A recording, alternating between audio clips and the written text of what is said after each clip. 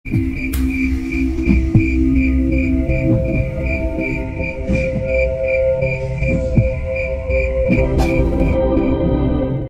itu Jakarta seperti biasa, tak pernah tidur.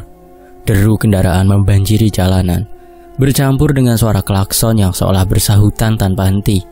Pedagang kaki lima memanggil-manggil pelanggan di trotoar, menawarkan segala jenis makanan hingga barang-barang murah meriah. Langit kelabu menggantung rendah, menambah kesan sumpek yang tak pernah hilang dari kota ini. Di sela-sela kesibukan itu, Adinata duduk termenung di sebuah warung kopi kecil di pinggir jalan. Wajahnya menunduk, kedua tangannya menggenggam cangkir kopi yang sudah dingin. Pria berusia 40 itu adalah gambaran dari keputusasaan yang nyaris menyerah. Kemeja kerjanya lusuh, dasinya longgar, dan sepatu kulit yang dipakainya mulai mengelupas. Ia pernah punya mimpi besar, membangun bisnis sendiri, memberikan kehidupan yang layak untuk keluarganya, dan keluar dari jerat kemiskinan yang telah lama membayangi hidupnya. Namun kenyataan justru menghancurkan mimpi itu perlahan-lahan. Setiap pagi, ia bangun lebih awal, berharap hari itu membawa sedikit perubahan. Tapi di malam hari, ia kembali ke rumah kecilnya di gang sempit dengan perasaan yang sama, kosong dan tak berdaya. Utang menumpuk, tuntutan hidup semakin berat, dan rasa malu pada istri serta anak-anaknya menjadi beban yang ia pendam sendiri. Hari itu tak jauh berbeda. Setelah berjam-jam berkutat di kantor dengan tugas-tugas yang monoton, Adinata menyempatkan diri untuk menyendiri sejenak di warung kopi sebelum pulang. Pikirannya penuh dengan pertanyaan tanpa jawaban. Apakah ada cara untuk keluar dari semua ini? Sebuah suara samar dari arah lain tiba-tiba menarik perhatiannya. Bukan suara kendaraan atau riuh rendah para pedagang, melainkan suara seorang lelaki tua yang duduk di meja sebelah. Suara itu berbicara perlahan, namun seperti menusuk hingga ke dasar pikirannya. Kau terlihat seperti seseorang yang lelah dengan hidup ini, kata lelaki itu sambil tersenyum tipis. Tubuhnya kurus dengan kulit yang keriput, mengenakan pakaian serba hitam yang tampak kontras dengan lingkungannya yang penuh warna. Kalau aku boleh menebak, kau sedang mencari cara untuk mengubah nasib, bukan? Adinata mengangkat wajah, menatap lelaki itu dengan mata yang lelah. Ia tidak menjawab, namun tatapan matanya seolah mengiyakan. Lelaki itu tertawa kecil, seperti sudah memahami apa yang dipikirkan Adinata. Ada cara, kata lelaki itu lagi. Suaranya hampir seperti bisikan. Tapi bukan cara biasa. Jalan ini hanya untuk mereka yang benar-benar berani membayar mahar. Adinata terdiam, namun rasa penasaran mulai menjalar di dalam dirinya. Ia telah mendengar kisah-kisah tentang orang-orang yang tiba-tiba menjadi kaya setelah melakukan hal-hal yang tidak masuk akal. Pesugihan, katanya. Sebuah ritual yang melibatkan kekuatan di luar logika manusia, ilmu hitam. Namun ia selalu menganggap itu hanya cerita rakyat, sesuatu yang tidak mungkin nyata di dunia modern seperti sekarang. Apa maksud Anda, Pak? Tanyanya akhirnya. Suaranya nyaris tak terdengar. Lelaki itu menyeringai, menatap Adinata dengan mata yang seperti menyimpan rahasia kelam. Kalau kau ingin tahu lebih banyak, datanglah ke tempat ini malam nanti. Ia menyelipkan sebuah kertas kecil ke meja Adinata, lalu bangkit dari tempat duduknya tanpa mengatakan apa-apa lagi. Adinata memandangi kertas itu dengan tangan gemetar. Tertulis alamat sebuah rumah di pinggiran Jakarta yang belum pernah ia dengar sebelumnya. Ia ragu sejenak, namun hatinya berkata bahwa ini mungkin adalah kesempatan yang selama ini ia cari. Tapi apa maharnya? Pikir Adinata sebelum akhirnya mengantongi kertas itu dan melanjutkan perjalanannya pulang. Ia tidak tahu bahwa malam itu akan menjadi awal dari sesuatu yang jauh lebih besar dan jauh lebih gelap dari apa yang pernah ia bayangkan. Jalan yang ia pilih bukanlah jalan yang biasa, itu adalah jalan yang akan menuntut nyawanya. Di sisi lain, malam itu, udara terasa lebih pekat dari biasanya. Adinata berdiri di depan rumah tua di ujung kota, ditemani Suroto yang melangkah dengan keyakinan, seperti seorang pemandu dalam perjalanan gelap. Rumah itu besar, namun tampak kusam dan tak terurus. Jendela-jendelanya seperti mata yang mengintip tanpa jiwa, sementara daun pintunya berdecit pelan saat Suroto membukanya. Masuk, perintah Suroto singkat. Adinata melangkah ragu. Kakinya seperti terikat oleh ketakutan. Begitu masuk, aroma dupa yang pekat langsung menyergap hidungnya. Ruangan itu remang, hanya diterangi oleh cahaya lilin yang berkedip-kedip, seolah mengikuti irama ketegangan yang ada. Di tengah ruangan terdapat tempat pemujaan, namun penuh dengan benda-benda yang tak biasa. Ada dupa yang mengepulkan asap kehitaman, mangkuk berisi cairan merah pekat, sesajen berupa bunga, ayam hitam yang sudah mati, dan berbagai benda aneh lain yang tak mampu ia kenali. Duduk di sini, kata Suroto sambil menunjuk sebuah tikar lusuh di depan altar, tempat pemujaan.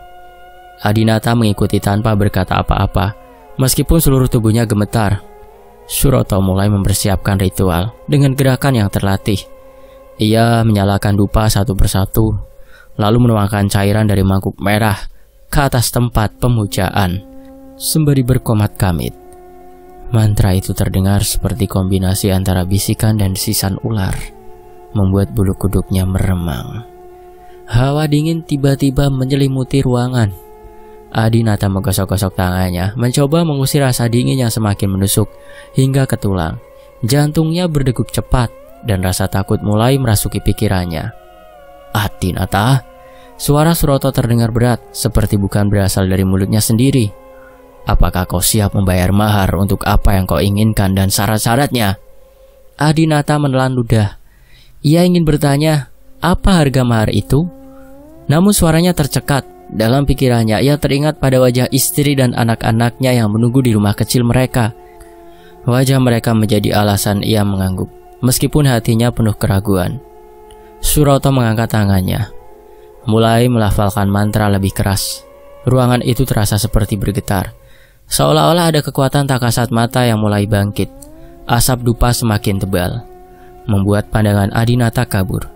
Telinganya mendengar suara-suara yang tidak jelas dari berbagai arah, seperti bisikan-bisikan lembut namun mengancam. Lalu dari kegelapan ruangan suara lain muncul, bukan suara manusia, tetapi suara yang dalam dan menggelegar, seperti berasal dari kedalaman bumi. Berikan satu nyawa dan ambillah kekayaanmu. Adinata tersentak, tubuhnya kaku. Suara itu tidak berasal dari Suroto. Ia yakin suara itu adalah milik sesuatu yang lain. Matanya mencoba mencari sumber suara, namun hanya ada bayangan gelap di sudut-sudut ruangan.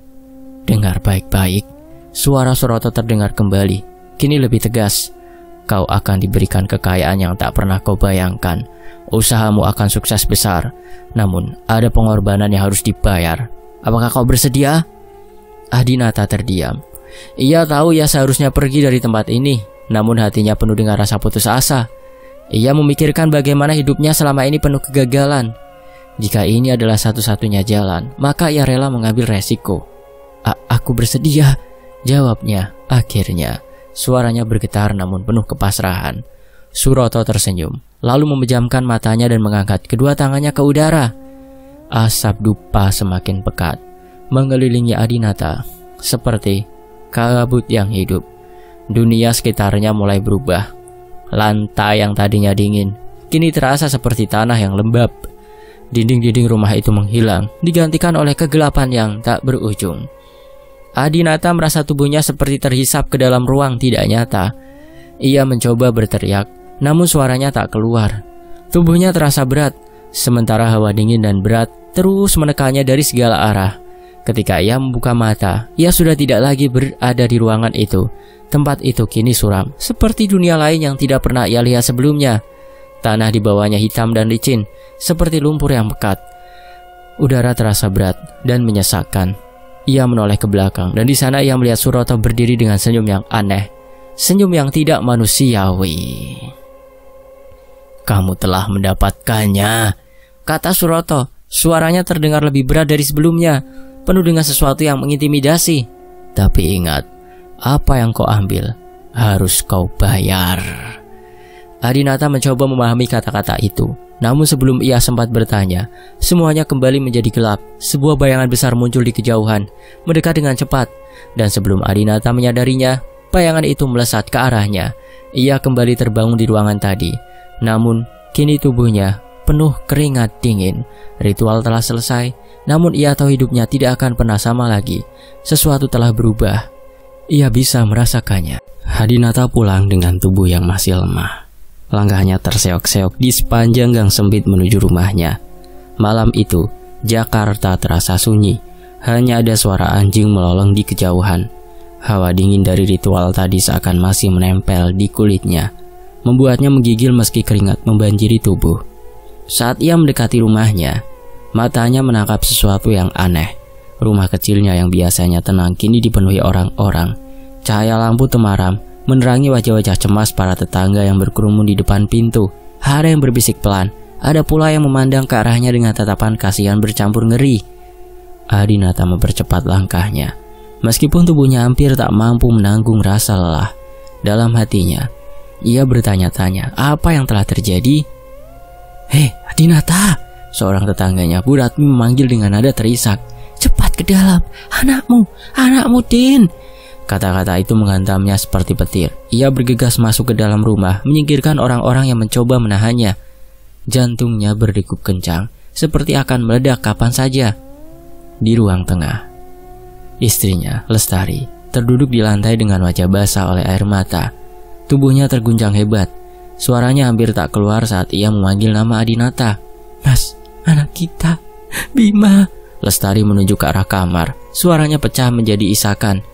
Adinata melangkah masuk ke kamar kecil di rumahnya. Ia hampir kehilangan keseimbangan saat melihat pemandangan di depan matanya. Di atas kasur tipis yang biasa digunakan anaknya tidur, Bima terbaring kaku. Wajah kecilnya yang dulu ceria kini pucat pasi, seperti kehilangan seluruh kehidupan yang pernah ada di dalamnya. Namun yang membuat Adinata benar-benar ngeri adalah luka di leher anaknya. 2 bekas gigitan yang membiru tampak jelas di sisi leher Bima, seperti bekas taring makhluk buas. Darah keriting hitam mengelilingi luka itu, menambah kesan mengerikan pada tubuh kecil yang tak lagi bernafas. "Bima, ini tidak mungkin!" Suara Adinata tercekat di tenggorokan. Ia jatuh berlutut di samping tubuh anaknya. Tangan gemetarnya mencoba menyentuh wajah Bima yang dingin seperti es. Lestari masuk ke dalam kamar, terhuyung dengan langkah lemah. Ia memeluk tubuh Adinata sambil menangis terseduh-seduh. "Mas, siapa yang tega melakukan ini? Bima sehat-sehat saja tadi pagi, Mas." Adinata tidak menjawab. Pikirannya kacau, mencoba menghubungkan segala sesuatu yang baru saja terjadi. Luka di leher anaknya, ritual yang baru saja ia jalani, suara misterius yang berkata, "Ambillah kekayaanmu, berikan aku nyawa." Ya, Adinata merasa seperti dihantam oleh kenyataan yang terlalu berat untuk diterima. Apakah ini bayarannya? Apakah Bima menjadi korban dari perjanjiannya dengan kekuatan gelap tadi? Suroto. Pikirannya langsung tertuju pada pria itu. Ia bergegas bangkit hendak mencari Suroto untuk meminta penjelasan. Namun langkahnya terhenti saat tiba-tiba udara di kamar menjadi dingin. "Mas, ada apa ini?" tanya Lestari dengan suara gemetar. Sebuah suara aneh terdengar, bukan suara manusia, melainkan suara geraman rendah yang berasal dari sudut gelap kamar. Adinata menoleh, dan meskipun tidak ada apa-apa di sana, ia bisa merasakan kehadiran sesuatu yang tak kasat mata, namun menakutkan. Sebuah bisikan lembut namun dingin terdengar, seolah langsung ke telinganya. Ia mengenali suara itu, suara yang sama dari ritual tadi malam. Adinata terduduk lemas di lantai, wajahnya pucat seperti mayat. Lestari terus menangis di pelukannya, tidak menyadari teror yang baru saja dialami suaminya. Sementara itu di luar kamar, para tetangga mulai berbisik-bisik. "Kasihan sekali ya, anaknya mati mendadak begitu." "Iya, luka di lehernya itu seperti gigitan ular atau apa ya? Jangan-jangan ada yang tidak beres dengan keluarga ini." Adinata tahu hidupnya kini berada di ambang kehancuran. Ia telah memulai sesuatu yang tidak seharusnya, dan ia tahu ini baru permulaan dari segala kengerian yang menantinya. Sementara itu 7 hari berlalu sejak kematian Bima. Rumah Adinata dan Lestari kembali sunyi. Meski aura kesedihan masih menggantung di setiap sudut, Lestari lebih sering termenung. Matanya sembab karena tangis yang tak pernah berhenti. Sementara Adinata, meskipun terlihat terpukul, menyembunyikan perasaan bersalah yang terus menggerogoti hatinya. Malam itu saat hujan rintik membasahi Jakarta, Adinata duduk di ruang tamu dengan kepala bersandar di dinding. Pikiran tentang ritual itu terus menghantuinya. Namun ia mencoba mengabaikannya, menganggap bahwa segala sesuatu yang terjadi adalah kebetulan belaka. Ponselnya tiba-tiba berdering, memecah keheningan malam. Nama di layar membuatnya tertegun, Riko. seorang teman lama yang sudah bertahun-tahun tak berhubungan. "Adinata, ini gue Riko. Apa kabar, Din?" Suara di seberang terdengar antusias, penuh semangat. "Kabar baik kok," jawab Adinata pelan, meskipun dalam hatinya ia merasa aneh dengan telepon mendadak ini. "Gue gak sengaja ketemu nomor lu di kontak lama gue. Kebetulan banget, Din. Gue lagi butuh orang buat proyek besar gue. Lu masih kerja di perusahaan lama kan?" Adinata terdiam sejenak. Tawaran proyek? Teman lama yang tiba-tiba muncul? Semua ini terasa terlalu kebetulan, namun ia mengabaikan keraguannya. Iya ya, gue masih di perusahaan lama. Tapi proyek apa nih kok?"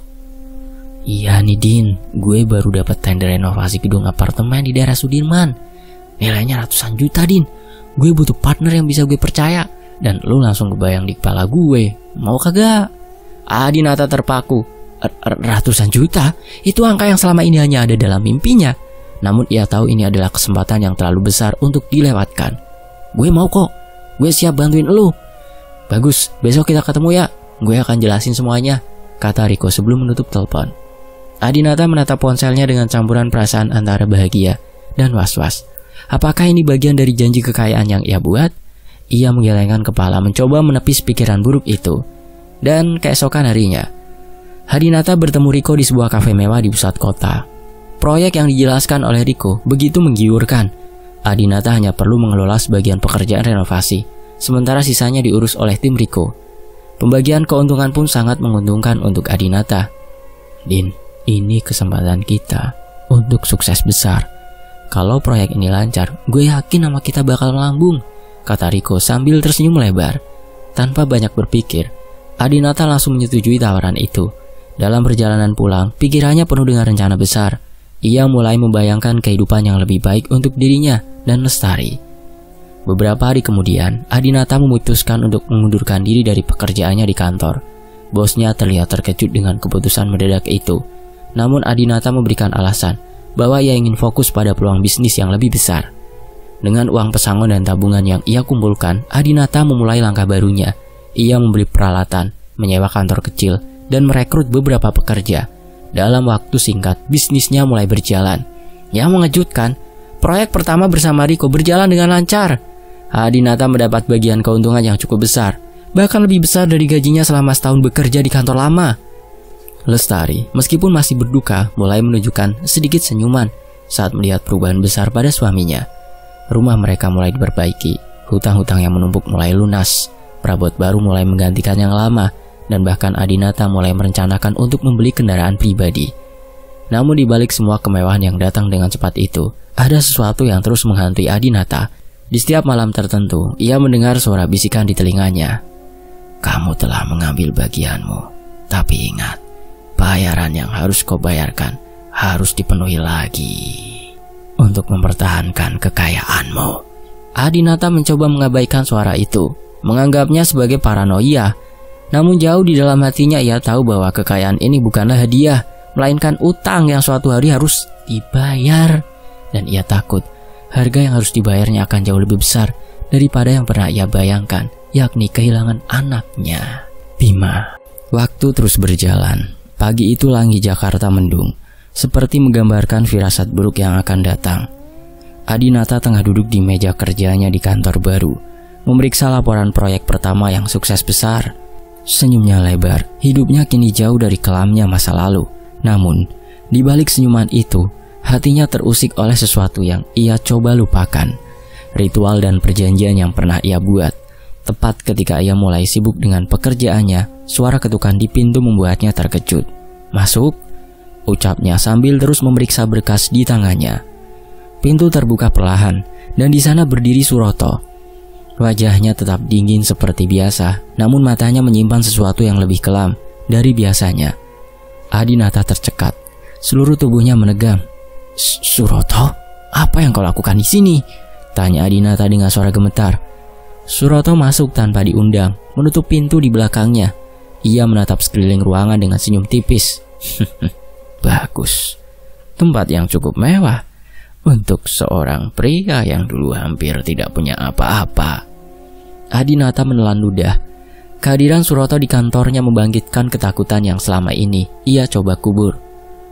Kau sudah mendapatkan apa yang kau inginkan, Adinata. Tapi kau tahu kan, semuanya ada harganya. Aku datang untuk mengingatkanmu tentang perjanjian kita, ujar Suroto terdengar seperti desis ular. Adinata berdiri dari kursinya, mencoba menampilkan sikap tenang, meski jantungnya berdebar kencang. Aku ingat, tapi apa maksudmu datang ke sini? Suroto mendekat, suaranya semakin pelan namun penuh ancaman. Mulai sekarang, kau harus menyediakan sajen di tempat ini. Seminggu sekali di sudut ruangan ini, kau harus menaruh sesaji berupa bunga 7 rupa, dupa, dan makanan manis. Itu adalah bagian kecil dari perjanjian. Adinata merasa darahnya membeku. Dan soal tumbal, tanyanya hampir tidak berani mendengar jawabannya sendiri. Suroto tersenyum dingin. Tumbal tahunanmu dimulai sekarang, Adinata. Setiap tahun 1 nyawa harus kau serahkan. Kalau tidak, kekayaanmu akan hilang. Dan lebih dari itu, hidupmu sendiri akan menjadi bayarannya. Adinata terdiam, tidak mampu berkata-kata. Bayangan kematian Bima kembali menghantam pikirannya, menyadarkan bahwa semuanya baru saja dimulai. Siapa yang harus jadi tumbal? Tanya Adinata pelan. Suaranya hampir tak terdengar. Itu bukan urusanku, jawab Suroto sambil melangkah menuju pintu. Tapi ingat, kalau kau tidak memenuhi perjanjian, mereka akan mengambil apa yang berhak mereka miliki. Suroto berhenti sejenak sebelum membuka pintu. Oh ya, satu lagi, jangan coba-coba menghentikan ritual ini, Adinata. Banyak yang sudah mencoba dan tak satu pun dari mereka selamat. Malam itu Adinata duduk di ruang tamu rumahnya dengan pikiran yang berkecamuk. Lestari masuk membawa secangkir teh hangat, mencoba membujuk suaminya agar berbicara. Ada apa, Mas? Kamu kelihatan resah akhir-akhir ini, tanya Lestari lembut. Adinata hanya menggeleng, tidak ingin melibatkan istrinya dalam masalah ini. Namun saat ia menatap wajah istrinya, sebuah pikiran mengerikan melintas di benaknya. Apakah aku harus memilih seseorang yang dekat denganku sebagai tumbal berikutnya? Batinya, lalu buru-buru mengusir pikiran itu. Kegelisahan semakin menjadi ketika beberapa hari kemudian, Adinata mulai menyediakan sesaji di kantor barunya. Setiap kali ia menaruh bunga dan dupa, suasana ruangan terasa lebih berat, seperti ada sesuatu yang tak kasat mata sedang mengawasi. Namun, saat proyek-proyek baru terus berdatangan dan rekeningnya semakin penuh, Adinata menyadari bahwa perjanjian ini memang membawa hasil yang ia inginkan. Hanya saja, ia mulai bertanya-tanya, sampai kapan ia menyerahkan tumbal dari bayaran besar yang terus menantinya? Tumbal pertama sudah diambil, siapa yang akan menjadi berikutnya? Setahun berlalu sejak perjanjian itu dimulai, kehidupan Adinata semakin makmur. Proyek demi proyek terus berdatangan, dan namanya menjadi salah satu pengusaha sukses yang diperhitungkan di bidang konstruksi. Namun kemewahan itu datang dengan harga yang tidak pernah bisa ia abaikan, tumbal tahunan. Adinata tahu waktunya hampir tiba.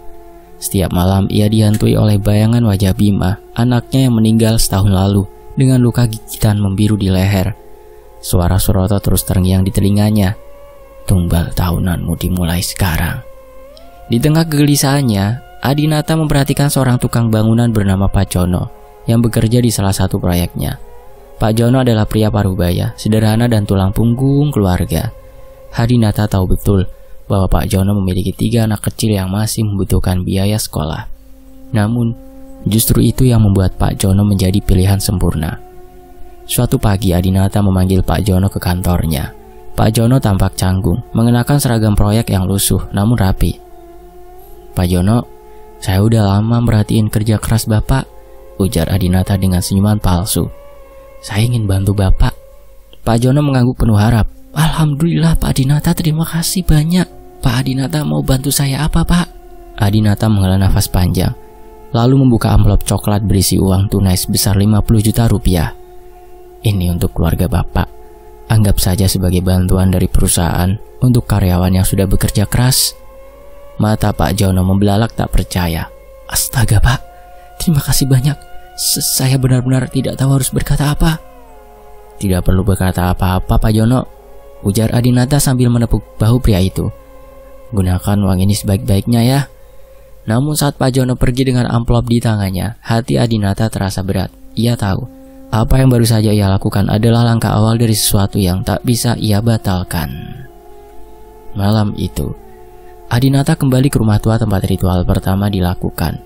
Suroto sudah menunggu di sana, berdiri di dekat altar yang sama, dengan dupa menyala dan sesaji tertata rapi. Aroma mistis bercampur bau darah memenuhi udara, membuat Adinata merasa sesak. "Sudah siap?" tanya Suroto dengan suara dingin. Adinata mengangguk, meski keringat dingin mengalir di pelipisnya. Di belakangnya, tubuh Pak Jono tergeletak tak sadarkan diri, dibius dengan cairan yang sebelumnya Adinata masukkan ke dalam minuman pria itu. Suroto memandang tubuh Pak Jono dengan senyuman puas. "Bagus, ini tumbal yang layak." Adinata tidak sanggup menjawab, ia hanya berdiri mematung, menyaksikan Suroto menyalakan dupa dan mulai melafalkan mantra-mantra. Udara di sekitar ruangan terasa semakin berat, seperti ada sesuatu yang mengintai dari kegelapan. Tiba-tiba Pak Jono tersentak bangun, matanya terbuka lebar, tapi ia tidak bisa bergerak. Tubuhnya seperti terpaku di tempat, sementara suara lirih keluar dari bibirnya. "Pak Adinata, tolong." Adinata memalingkan wajah, tidak sanggup melihat. Namun suara Suroto semakin keras, memanggil sesuatu dari dimensi lain. Dan dalam sekejap, sebuah bayangan besar muncul di tengah ruangan. Sosok itu tidak berbentuk jelas, hanya terlihat sebagai kabut gelap dengan mata merah menyala. Udara menjadi semakin dingin, dan suara erangan Pak Jono berubah menjadi jeritan panjang yang menusuk. Adinata menutup telinganya, tapi jeritan itu terus bergema di kepalanya. Pak Jono melengking untuk terakhir kalinya, sebelum tiba-tiba tubuhnya terangkat ke udara dan menghilang ke dalam bayangan itu. Saat semuanya berakhir, hanya keheningan yang tersisa. Tubuh Adinata gemetar, dan ia hampir jatuh ke lantai. "Kamu sudah melakukan bagianmu," ujar Suroto dingin. "Tahun ini kekayaanmu aman dan akan tambah banyak. Tapi jangan lupa, tahun berikutnya kau harus menyerahkan lagi." Adinata tidak menjawab. Ia tahu siklus tumbal ini tidak akan pernah berakhir, dan setiap tahunnya ia harus memilih siapa yang akan menjadi korban berikutnya. Singkat cerita, tahun ketiga setelah ritual pesugihan Adinata dimulai, kekayaan keluarga itu semakin melimpah. Rumah megah, mobil mewah, dan gaya hidup yang serba glamor menjadi keseharian mereka. Namun di balik itu semua, Lestari, istri Adinata, mulai merasakan ada yang tidak beres. Setiap malam, Adinata kerap menghilang tanpa alasan. Kadang ia pulang dengan wajah pucat dan keringat dingin. Selain itu, Lestari beberapa kali menemukan benda-benda aneh di rumah mereka. Sesaji, dupa yang terbakar separuh, dan kain kafan kecil yang terselip di lemari kerja Adinata. Hingga suatu malam, rasa curiga Lestari memuncak. Ia mengikuti Adinata diam-diam ke sebuah gudang tua di pinggir kota. Dari celah pintu, ia menyaksikan sesuatu yang membuat darahnya membeku. Suaminya sedang memimpin sebuah ritual dengan seorang pria tergeletak di lantai. Di api dupa menyala dan sesaji yang berbau busuk. Di sudut ruangan, Suroto berdiri sambil melafalkan mantra. Tubuh Lestari gemetar, nafasnya tercekat. Ia menutup mulut agar tidak berteriak, lalu mundur perlahan sebelum melarikan diri. Keesokan harinya, Lestari mengemas barang-barang secukupnya. Ia meninggalkan rumah megahnya tanpa sepatah kata kepada Adinata. Lestari melarikan diri ke sebuah pesantren di Jawa Timur, milik pamannya, Kiai Rosi, seorang ulama yang disegani. Saat tiba di pesantren itu, Lestari terlihat lusuh dan letih.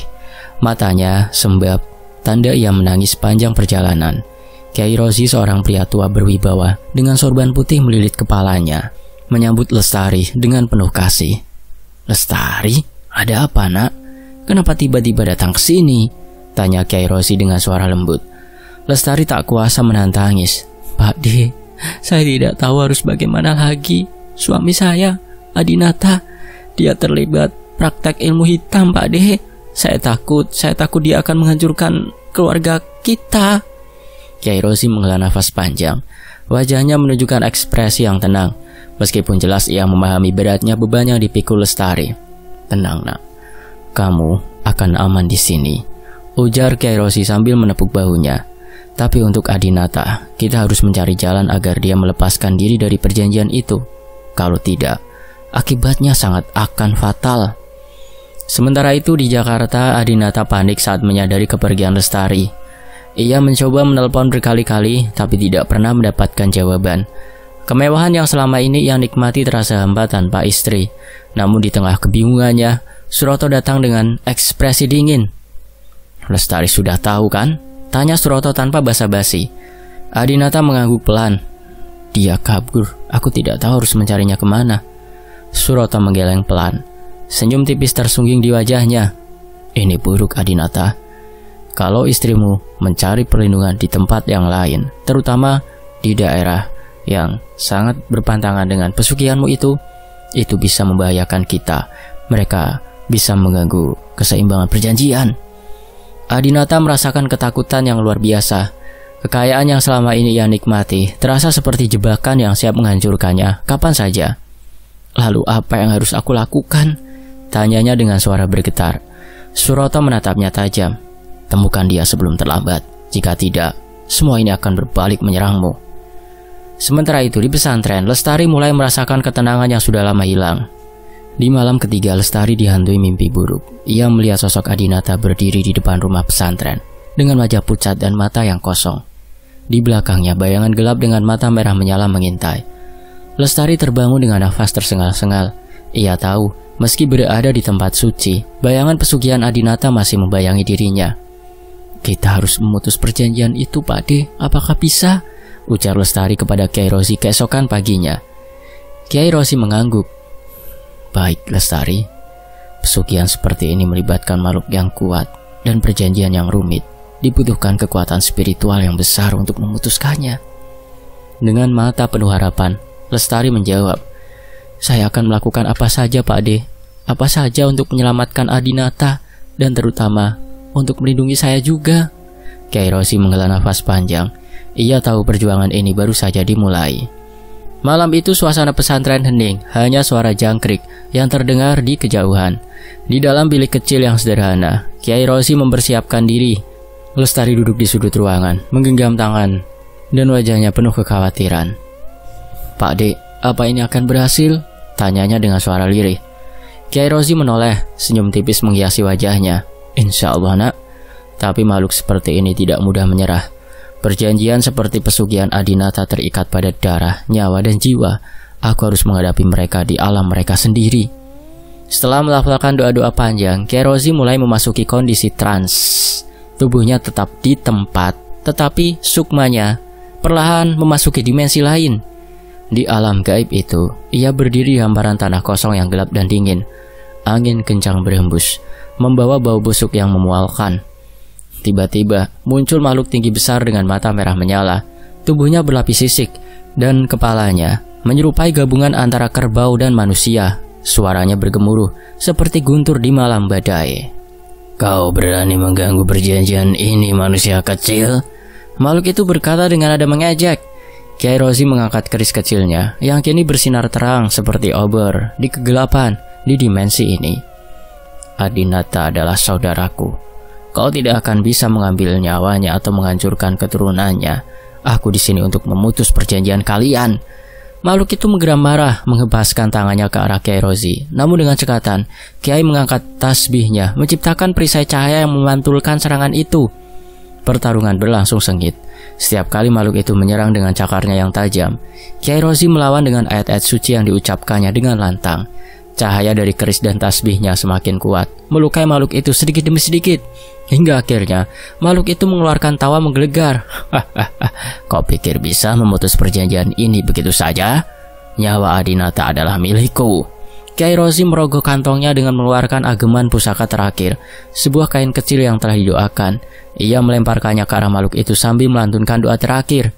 Kain itu membungkus makhluk tersebut, menciptakan ledakan cahaya yang membuat seluruh alam gaib itu berguncang. Makhluk itu meraung kesakitan sebelum akhirnya menghilang dalam kegelapan. Kiai Rozi jatuh berlutut. Nafasnya terengah-engah, tapi wajahnya penuh ketenangan. "Alhamdulillah," bisiknya. Beberapa minggu kemudian, Lestari menerima kabar bahwa Adinata jatuh sakit. Tubuhnya kurus kering, hanya mampu terbaring di tempat tidur. Ia tidak bisa berbicara, hanya menangis dalam diam setiap kali melihat ke arah pintu, seolah-olah mengharapkan sesuatu yang tidak akan pernah datang. Seluruh proyek Adinata berantakan. Para klien satu persatu menarik kerja sama mereka, dan rekan-rekannya meninggalkan Adinata tanpa sepatah kata. rumah megahnya menjadi sunyi, hanya menyisakan dirinya yang kini terkurung dalam penderitaan. Lestari meskipun masih menyimpan rasa marah, merasa iba, ia mendatangi Adinata sekali lagi. "Mas," bisik Lestari dengan suara lirih, "aku sudah memaafkanmu. Tapi ini semua adalah akibat dari perbuatanmu sendiri, Mas. Aku harap kamu berdoa dan bertobat. Semoga Allah mengampuni dosamu." Adinata hanya menatap Lestari dengan mata basah. Dalam hatinya ia tahu bahwa semua ini adalah balasan atas keserakahannya. Ilmu yang melibatkan makhluk gaib akan selalu menuntut balasan yang mahal, baik di dunia maupun akhirat. Ingatlah, rezeki yang halal, meski sedikit, jauh lebih berkah daripada kekayaan yang diperoleh dengan cara haram. Selesai. Sampai jumpa di kisah lainnya, tetap di Fakta Sejarah. Wassalamualaikum. Alhamdulillah.